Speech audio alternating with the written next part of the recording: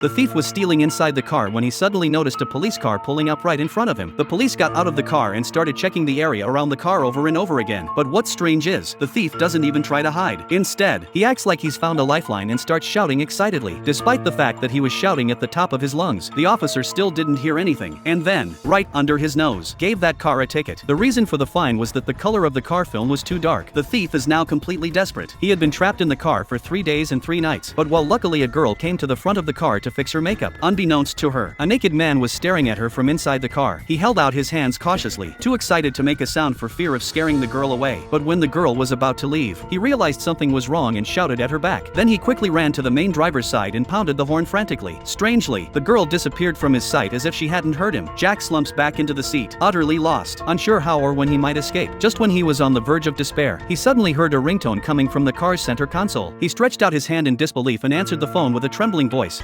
Hola. The man hesitated, still afraid to speak. The caller introduced himself to the owner of the car. His car has been stolen hundreds of times, and a few days ago a brake pad was stolen, resulting in a car accident. He was the only one of his family who survived. Jack was ashamed to hear this, and knew that he could not escape this fate. But when he hung up the phone, the owner of the car didn't retaliate, but even turned on the air conditioning for him. Jack couldn't wait to put his face into the air vent and enjoy the cool air greedily. He didn't understand why the owner was so nice to him all of a sudden. But before long, he notices something strange. The temperature of the air conditioner was dropping rapidly and soon reached 0. Jack was about to close the air vents, but then he realized that the fan blades on the air vents had been nailed down by the owner, and no matter how hard he tried, he couldn't close them. The cold air is blasting straight at him. It would not take long to freeze him into a snowman. Jack had no choice but to endure the pain and take off the clothes still bandaged wounds, and then quickly put on the body. He tore off a pair of jeans and rebandaged the wound. Then he took a piece of footrest to block the biggest air vent. The rest was stuffed with newspaper, but Jack was still cold. Soon, he curls up in the back seat, shivering uncontrollably, his lips turning blue, each breath exhaling visible cold air. Just as Jack was about to freeze to death, the phone call finally came. This time, without waiting for the owner of the car to say anything, Jack directly confessed and asked him to spare his life. But the owner of the car did not care, and even more ferociously said that this is just the beginning.